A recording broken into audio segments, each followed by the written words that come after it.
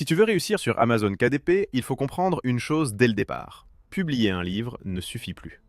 La plateforme est vaste, compétitive et surtout extrêmement logique. Rien ne se vend par hasard. Et les livres qui fonctionnent suivent tous des mécanismes très précis. Ceux qui les ignorent publient à l'aveugle. Ceux qui les maîtrisent construisent des livres qui trouvent naturellement leur public. Dans cette vidéo, KDP Academy va te présenter les 3 clés qui déterminent réellement la réussite sur Amazon KDP. 3 leviers simples à comprendre, mais essentiels, qui transforment complètement la manière dont tu crées et lances un livre. Et si tu les appliques correctement, tu vas arrêter de publier dans le vide et commencer à publier avec une stratégie. Une stratégie basée sur la demande du marché, sur la psychologie du lecteur et sur ce que l'algorithme d'Amazon met réellement en avant. Ces 3 clés, ce ne sont pas des astuces ni des raccourcis, ce sont des fondations. Elles expliquent pourquoi certains livres explosent alors que d'autres restent invisibles, même quand leur contenu est excellent. Et surtout, elles te permettent de comprendre comment créer un livre qui attire, qui se distingue et qui peut commencer à se vendre de manière durable. Avant de commencer, si tu veux aller plus loin après cette vidéo, on a mis en haut et dans la description une formation gratuite spécialement pour les débutants. Elle t'explique les bases essentielles de KDP, comment choisir un bon sujet et comment éviter les erreurs qui font échouer la majorité des nouveaux auteurs. Tu peux la récupérer quand tu veux, c'est entièrement offert. Alors entrons directement dans la première clé, et probablement celle qui fait la plus grande différence entre un livre qui fonctionne et un livre qui s'éteint dès sa publication. La plupart des débutants partent d'une idée personnelle, d'un sujet qui leur plaît ou d'une intuition du moment. Et c'est normal, c'est humain. Mais sur Amazon, ce n'est pas comme ça que les best-sellers naissent. Ici, ce qui compte, ce n'est pas ce que toi tu trouves intéressant.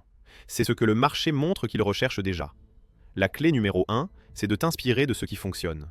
Pas pour copier, pas pour reproduire mécaniquement ce que d'autres ont fait, mais pour comprendre ce que les lecteurs veulent réellement. Amazon est une plateforme qui donne énormément d'informations, et presque personne ne les regarde. Pourtant, elles sont là, visibles, devant tout le monde. Les classements, les tendances, les couvertures performantes, les titres récurrents, les avis des clients, les faiblesses des concurrents, les manques du marché. Tous ces éléments indiquent clairement ce qui attire l'attention, ce qui se vend et ce qui peut encore être amélioré. Un livre prend du temps à créer. Il demande de l'énergie, parfois des semaines de travail. Alors avant d'investir ce temps, il faut savoir si l'idée a un potentiel, si un public existe, si d'autres livres similaires vendent réellement.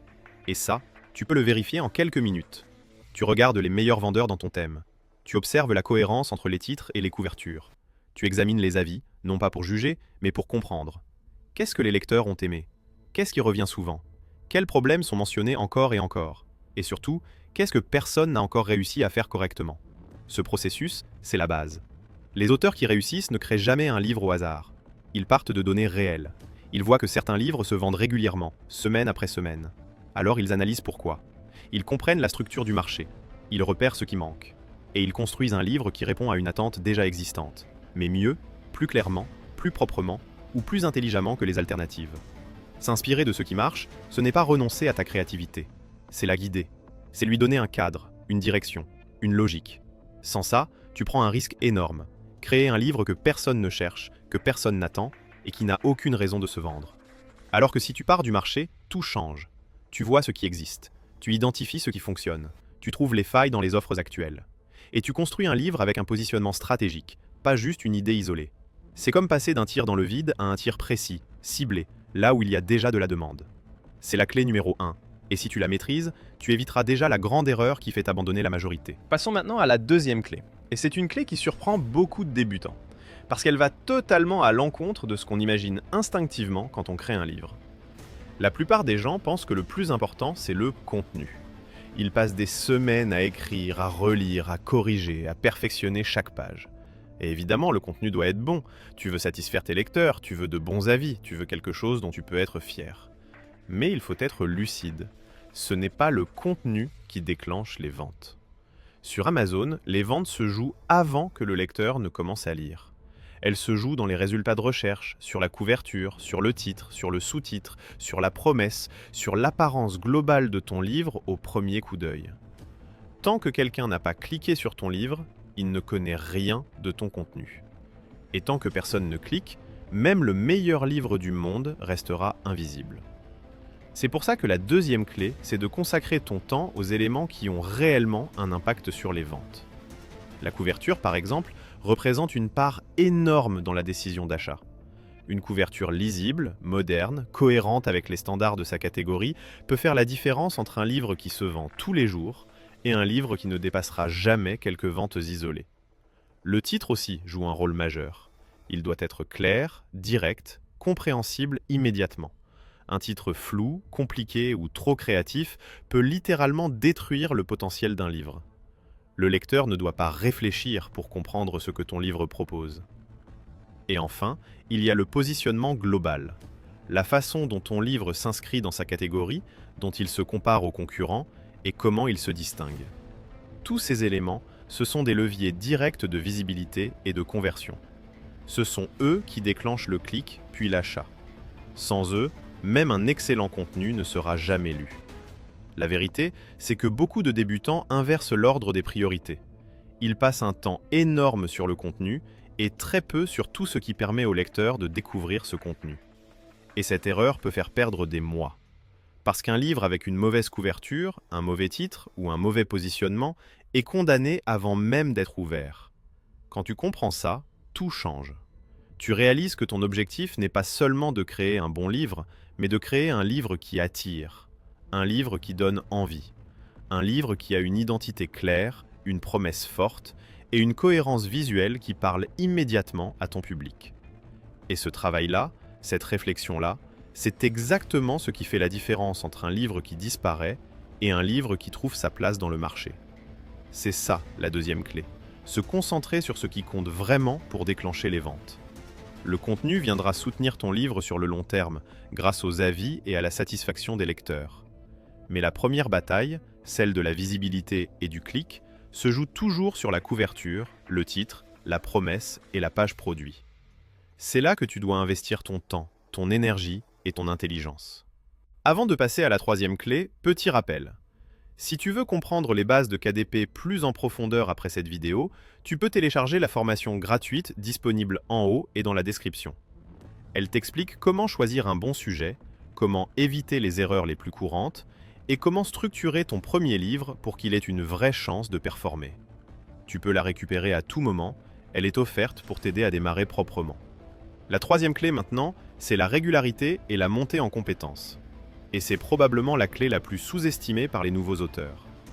Beaucoup imaginent que KDP est un business où l'on publie un livre, et si le livre ne marche pas, c'est terminé. On se dit que la plateforme est saturée, que ce n'est pas pour soi, ou que c'était une mauvaise idée. En réalité, KDP ne fonctionne pas comme un tir unique. C'est un apprentissage progressif. Chaque livre que tu publies t'apprend quelque chose. Tu comprends mieux comment fonctionne la demande, comment les lecteurs choisissent un livre, comment l'algorithme met en avant certains produits plutôt que d'autres. Tu vois les erreurs que tu as faites sur un projet et que tu ne referas plus jamais. Tu améliores ton œil pour les couvertures.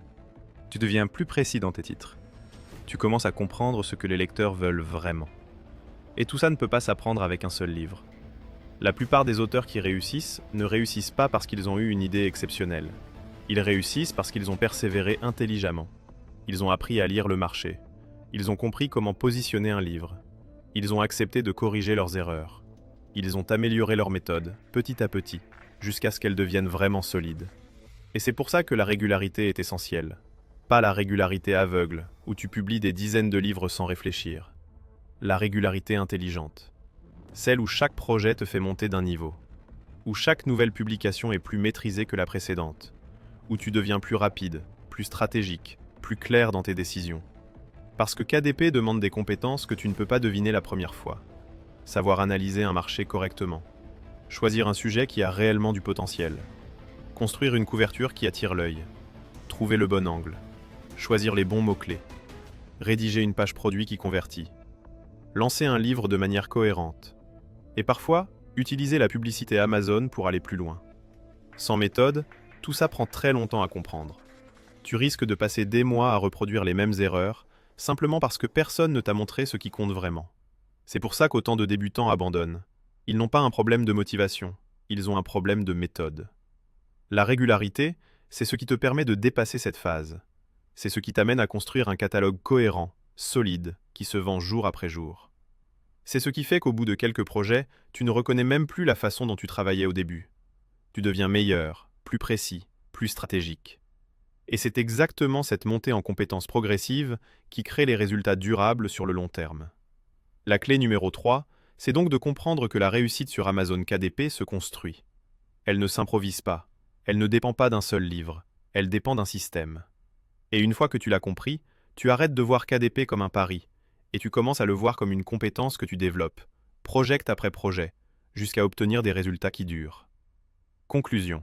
Tu connais maintenant les 3 clés indispensables pour réussir sur Amazon KDP. La première, c'est d'observer ce qui fonctionne. Pas pour copier, mais pour comprendre ce que le marché valide déjà, et pour créer un livre qui répond à une demande réelle. La deuxième, c'est de consacrer ton temps aux éléments qui déclenchent vraiment les ventes. La couverture, le titre, la promesse et la page produit. Ce sont eux qui déterminent si un lecteur clique, pas le contenu. Et la troisième, c'est d'accepter que KDP est un apprentissage. Tu progresses à chaque projet, tu comprends mieux comment le marché fonctionne, et tu affines ton approche jusqu'à devenir réellement compétent. Ces 3 clés paraissent simples, mais elles changent absolument tout. Elles transforment la manière dont tu penses, dont tu construis et dont tu lances un livre. Elles permettent d'arrêter de publier au hasard et de commencer à publier avec intention.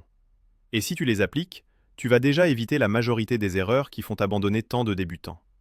Si tu veux aller plus loin, tu retrouveras dans la description une formation gratuite pour t'aider à démarrer sur des bases solides. Elle est faite pour les auteurs débutants, mais aussi pour ceux qui veulent simplement comprendre comment fonctionne ce business avant de se lancer. C'est une excellente porte d'entrée pour découvrir KDP proprement, avec une vraie méthode. Et si tu veux un accompagnement complet, structuré, étape par étape, tu retrouveras également la formation complète KDP Academy. C'est le programme dans lequel on t'apprend à analyser un marché, à créer une couverture qui performe, à choisir un positionnement, à optimiser ton livre pour la visibilité, à comprendre les mots-clés, à maîtriser la page produit, et même à lancer ton livre correctement, avec ou sans publicité. C'est la méthode la plus directe pour progresser beaucoup plus rapidement que seul, et pour éviter des mois d'erreurs inutiles. Dans la description, tu trouveras tout ce qu'il te faut pour commencer. La formation gratuite, la formation complète, et les autres services de KDP Academy si tu veux être accompagné sur des aspects précis de ton livre. Tu peux explorer tout ça à ton rythme, choisir ce qui te correspond le mieux et avancer selon tes objectifs. Merci d'avoir suivi cette vidéo. On se retrouve dans la formation gratuite ou dans KDP Academy, et d'ici là, bonne création de livres.